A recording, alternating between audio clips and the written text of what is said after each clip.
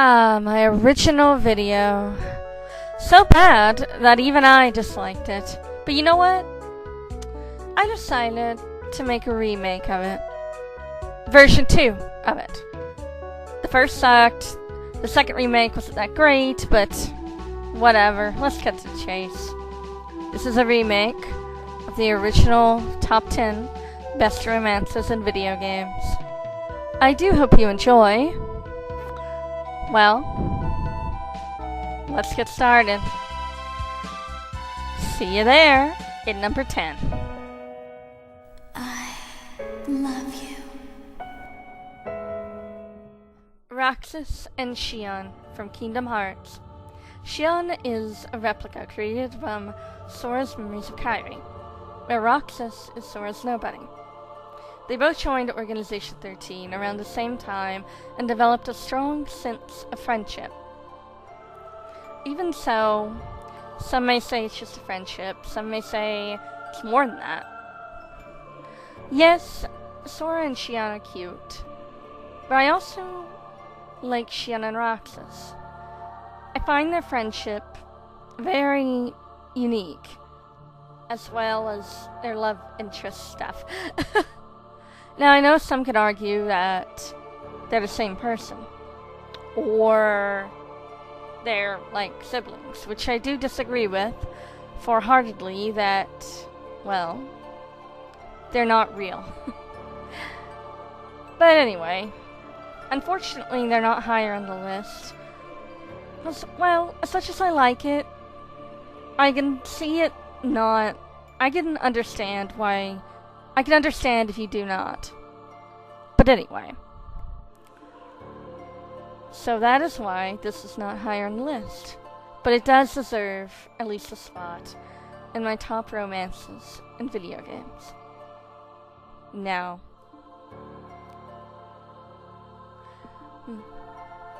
All that Roxas goes through for Xion is very emotional, an emotional journey between the two of them. But anyway. Oh man, this is awkward. But enough of that.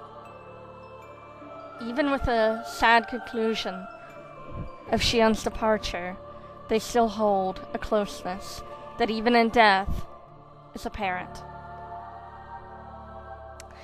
Now. And that's all I have to say about that. Let's continue. Never forget. That's the truth.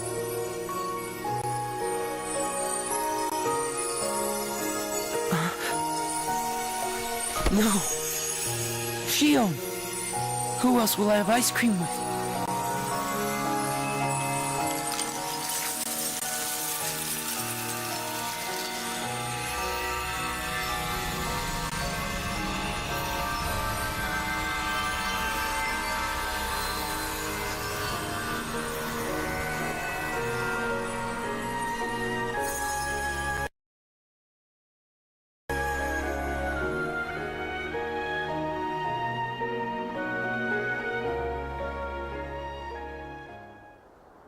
Xion.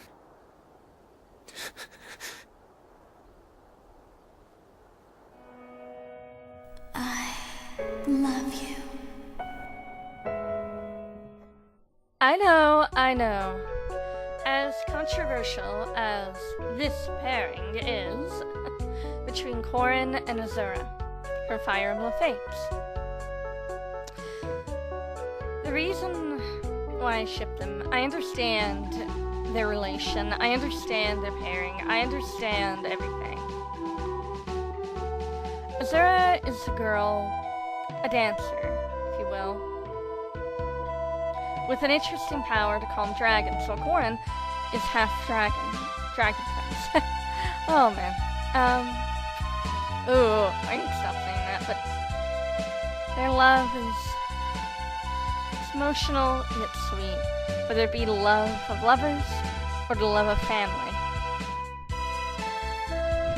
I know that I always ship them, at least the pairings. Azura's just too adorable not to. And yeah, I understand, but I'm sorry, they're just too cute. Everything they go through with each other, the whole entire story, which I will not spoil, but they deserve a nice spot here in my top 10. And that, sad, even if the conclusion is sorrowful.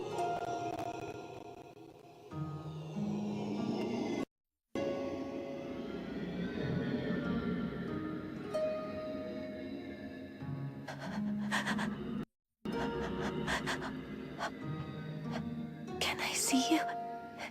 Smile for me. One last time. One more smile before I go. That's right. Lovely.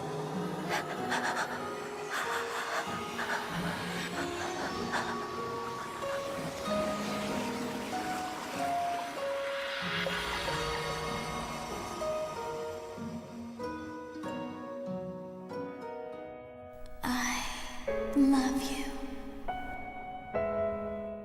Back when I first played Final Fantasy X, I was not sure of, well, I was not sure of the game at first. And as the story progressed, the story unfolded to be a great story of sacrifice, love, destiny, friendship, and love. Tidus and Yuna, her Final Fantasy X. From the beginning to the end, they show a strong bond. Between Guardian and Summoner, Yuna is on a pilgrimage to defeat Sin. As the daughter of Lord Braska, who defeated Sin before her, even if that means sacrificing herself. Tidus, or Tidus, goes along in order to protect her, and gets angry when he finds out the cold truth. Before he falls in love with her throughout the game. Even some of these scenes can show you, even without me saying much, even when the ending comes, for Tidus, Yuna never stops looking for him. She never stops. This love is sweet and bittersweet. Up until the ending, even I shedded a bit of a tear. This pairing deserved a spot on my list. Not only that, they are also cute. Tidus and Yuna. Tidus. I know it's Tidus. Sorry. Even with the laughing scene, which was supposed to be awkward, for Yuna was only trying to help Tidus smile. Tidus even crashes a wedding in order to save her. He truly is a guardian. She truly is a summoner. And their love is true. A love that will never stale. Well, compared to the rest of the ones on this list, maybe, but enough of that. Let's get on to the cutscene. That's the main reason you're here. Well, let's continue.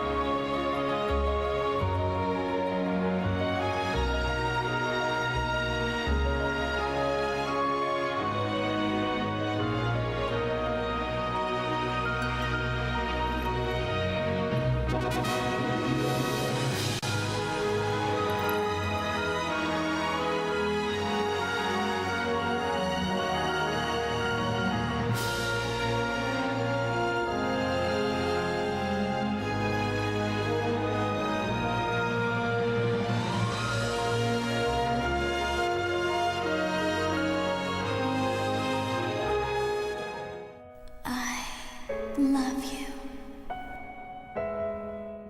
Lloyd Irving and Colette Brunel from Tales of Symphonia 1 and 2.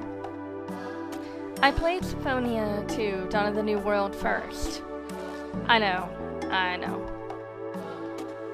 I thought it was interesting how she seemed very loyal to Lloyd and would be around him, leading to a certain scene, which made me start shipping them. But then I played Symphonia 1, where Colette is the chosen of Silverant on a quest to awaken Martel, the goddess.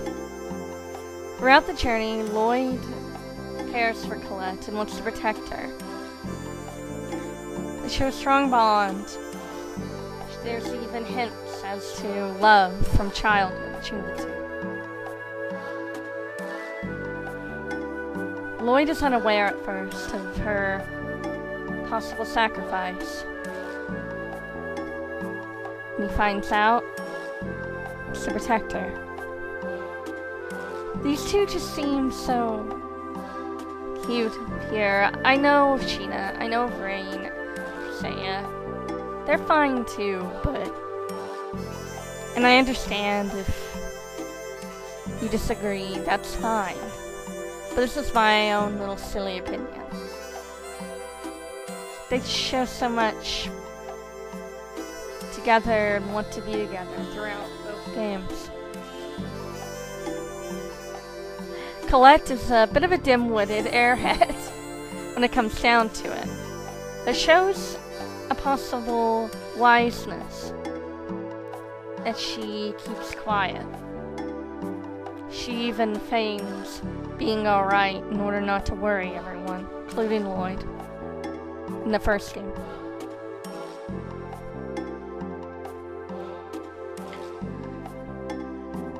And Lloyd shows his love for her. Unwavering, not die. And that's all I have to say about that.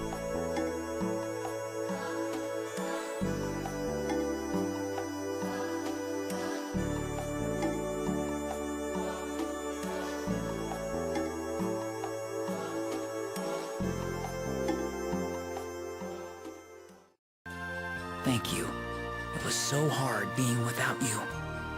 Yes, for me too. I love you, Colette. I love you. Cloud and Tifa for Final Fantasy VII. Now, I'll go ahead and say, originally I did not ship these two. I used to ship Cloud and Aerith. I'll say that right off the bat. However, when I met Zack, I kinda started shipping Aerith and Zack. Tifa and Cloud, good friends at first since childhood. Cloud saves her as a child when she and her friends go into Mount Nebula in order to... can't remember the full details, it's been a while since I played 7, but long story short, she almost gets killed. Cloud tries to save her, but also gets blamed. She's there for Cloud, and she helps take care of him when he comes to Midgar in his memory-confused state. She does what she can for him, and she shows signs of definitely developed feelings for him. They even promise at a young age. She makes him promise that if she is never a bind, that he would come save her when he joins Soldier. When Cloud loses it, and is trapped within his mind, after being Mako poisoned, Tifa ends up in his mind too. I'm not going to go into details, but she helps him come back to his senses. Yes, I agree. Aerith was probably a perfect match for Cloud. But Tifa is what Cloud needed. And even with this scene here, 50% or more affection with Tifa. Well, Cloud and Tifa kind of, you know, spend some quality time together alone. Just innocent cuddle time. Super innocent.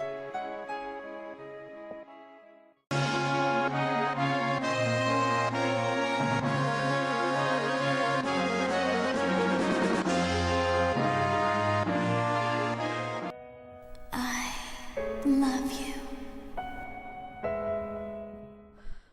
Oh boy, boys and girls. Here we go, another controversial one. Fenix Wright and Maya Fane from the Eastern series. They meet when Maya is about 17 years old, and age 21, after her sister is brutally murdered, and Fenix defends her in court, or to prove her innocence, when she is wrongly accused of her sister's death. Throughout the series, there's been proof for them being best friends. Moments when they'll act like they're just friends, and moments they'll act like they could be something more than that. It is a bit confusing, but at the same time, really fun. I love their relationship, on and off. Even if they turn out to be just friends, I'm cool with that. But for right now, till it's official, I love them. Oh, and for the record, Fenix and Edgeworth are my bro TP, while this is my OTP for Ace Attorney. I think that's all you need to know about that. Maybe I'll go into more detail someday, but for now, I think this is all you need to know. Ta-ta! Enjoy the rest of the scene.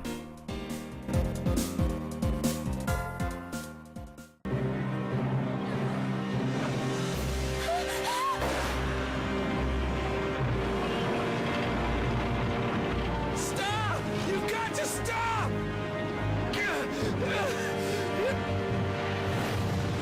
Maya!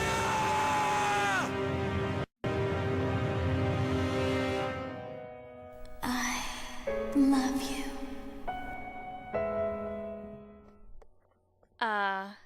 Nothing like a little bit of dose of love, true love, between Cecil and Rosa in Final Fantasy IV.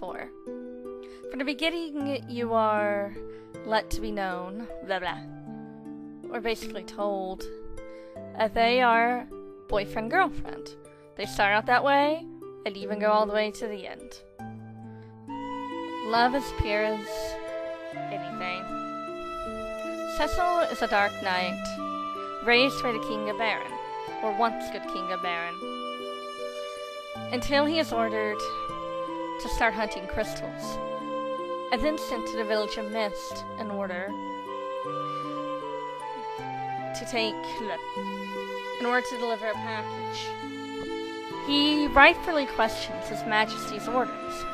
Why does he want the crystals? What is he doing? Rosa shows a deep concern for him, but Cecil is concerned whether he would still be right for her, given that he is a dark knight, afraid that his heart is darkening. Throughout the game, there are scenes of unbreakable love, with Cecil even going as far as to throw away his dark armor and blade in order to save her. For he cannot fight Golbez as a dark knight. So what does he do? He becomes a paladin. Up until the end, even this song was in the original top best romances in video games. I remember it was one of the main songs I played. But I decided to have it back for this pairing here.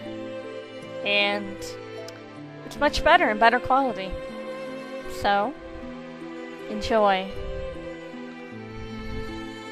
Hint of love, hint of essence, hint of everything. Final Fantasy IV is a masterpiece. But a review for that another time.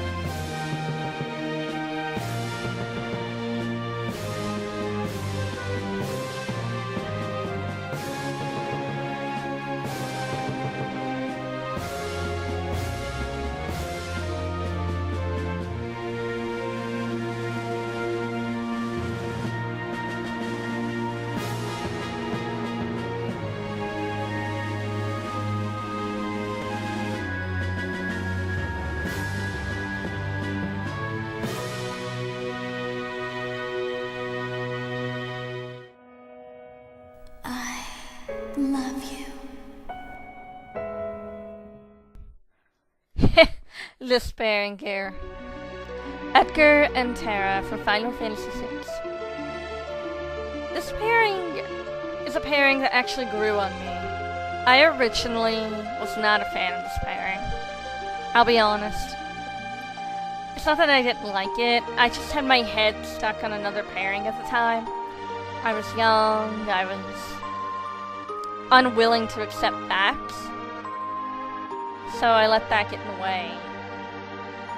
It even caused me to not like the game for a while, which kind of sucks. Because it was a really stupid reason. I used to pair Tara and Locke, but I got upset that Locke couldn't sell us for a thing, and the game literally puts them together.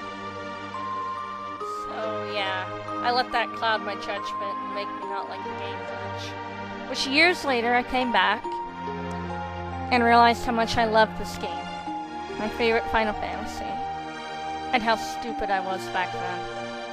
For acting like that. I acted like a child. But anyway, Tara and Edgar grew on me. Pictures, I saw new stories. Edgar is a flirt that flirts with every girl he lays his eyes on. At first it seems like maybe a little but honestly, I think this love is a possibility. If Edgar would just slow down and take it slow with Tara, I think it can bloom into something great. And I love him.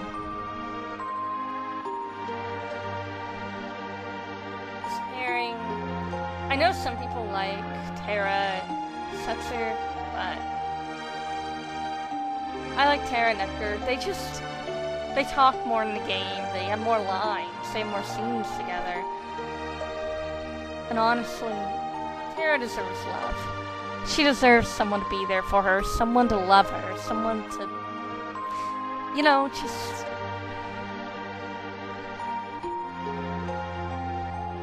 I feel for her. I love Tara and I love Edgar. And honestly, given time, I think they could work. They just are the type of pairing that would need time. That's my thoughts on it.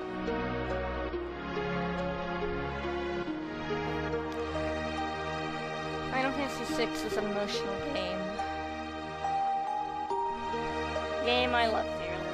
Always will. And there wouldn't be a day that goes by that I wouldn't have Tara and Edgar both in my party.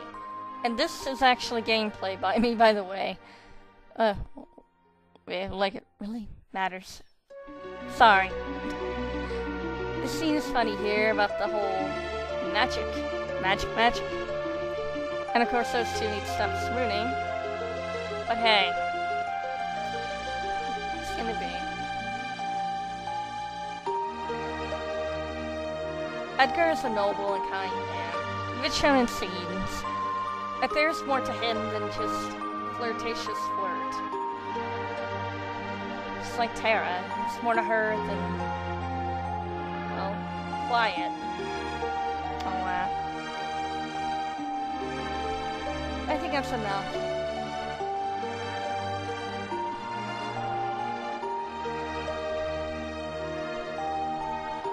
I just hope one day that it could. But hey, like they say, no pairing is or is not canon. It's all a matter of perspective. You have pairings you love. I have pairings I love.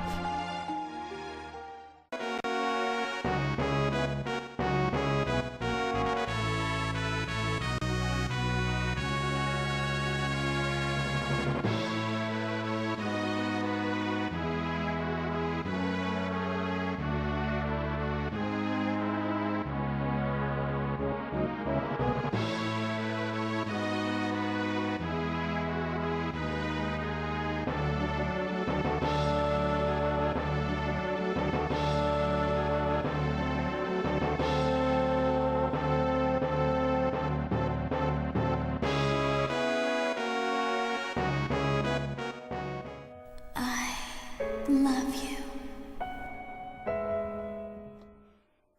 Ah, Yuri and Alice from Shadow Hearts. What all can I say? In the beginning, Yuri Hyuga sneaks on board a train, told by a mysterious voice to protect a mysterious girl, and he knows nothing about. This mysterious girl is Alice Elliott, who was on the train being escorted to Japan after her father was brutally murdered by Albert Simon. Yuri saves her, and then after some interesting scenes, when they first meet, they join up together. While coming across many stories, many adventures, interesting characters, they grow closer and closer. Till a point to where Alice and Yuri fall in love with each other. Alice even gives up her soul in order to save Yuri from the curse of malice, which eventually, Hibina Hamanetsu, would destroy his soul, or cause him to go mad. A curse given to him by Four Mask and a tip. Well, actually most Hamanetsus had it. Sorry. But, fell in love and Alice sacrificed herself to save him. When they ride together at the end of the train, he awaits to find her dead, sleeping on his shoulder, and he buries her with his own hands. Shadowheart's Covenant comes, and Yuri is a wounded man, but he believes his life no longer belongs to him. It was given to him by her, by Alice. In a battle of trying to find a reason, living for the life that she gave him, he gets cursed again by an object known as the Holy Mistletoe. At one point, he tries to resurrect Alice. Unfortunately, it's a failure. And she whispers. She comes back to life for a few seconds, tells her she loves him. And he tells her he loves her. And it all boils down to a climax, to where he's given a chance to go back in time, to a time where he wishes, and he does, in the good ending. He goes back in time to the day they first met. His soul is saved by the second curse, by Alice, once more, in spirit, as she comes down from the heavens to pull him out of the curse, and they embrace.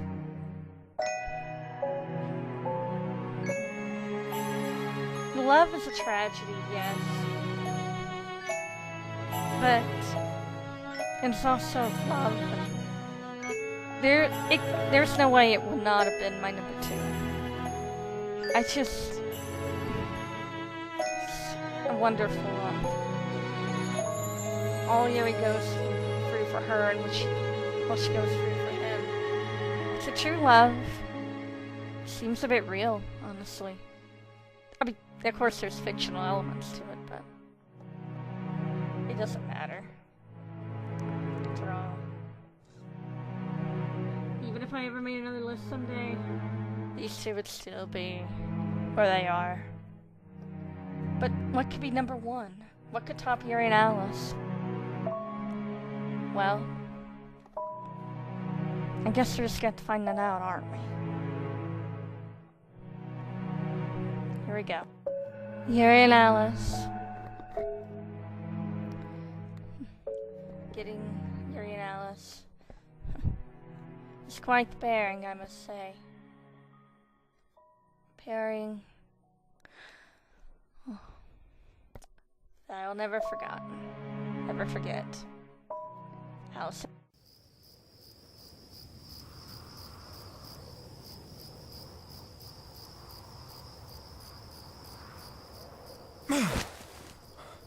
Whoa, that's bad. I almost overslept.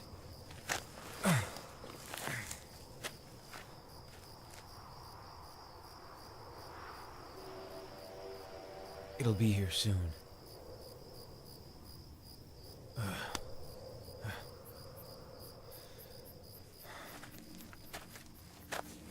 It's the world you secretly prayed for. The place your heart returns to. The time when you were the happiest. You can start your life over again.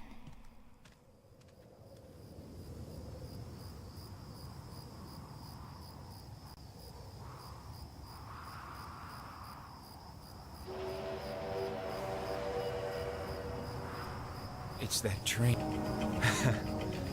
I kind of feel like a kid again.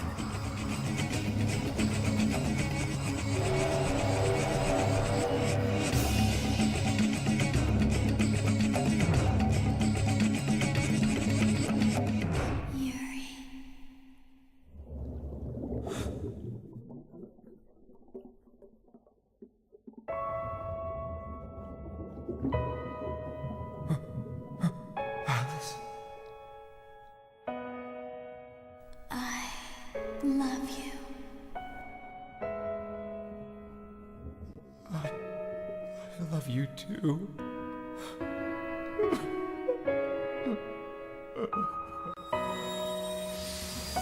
A story of change and finding oneself. Tyrion Luke, Tales of the Abyss. Honestly, you had to have seen this coming. At first, they hate each other. Luke finds her annoying and cold-hearted. She finds him to be an annoying brat.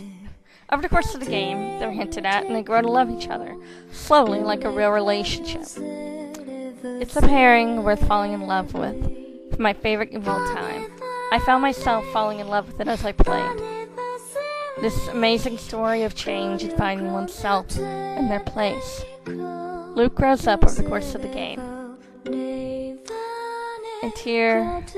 even Tyr has a bit of a change for the better between both Tyr and Luke. True love, pure love. Pairing I'll always love and adore. It's fine if you like something else. But no pairing is or is not canon. It's all a matter of perspective. And I love these two. And I think I always will. Honestly, though, it did come close between this and Yuri and Alice this time around. I'll admit that. But this has been Abyss Lover 91. And thank you for watching my remake. Top 10 Best Romances in Video Games Remake Version 2. Thank you for watching. Hope you have a good day. I did what I could. And I guess all that's left to say is goodbye. Enjoy the rest of the video. Have a good day.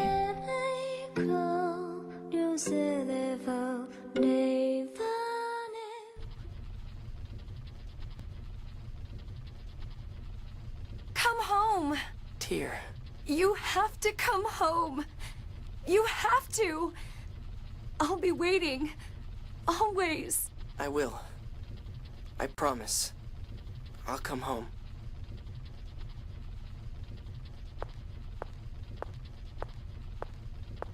Luke, I love you.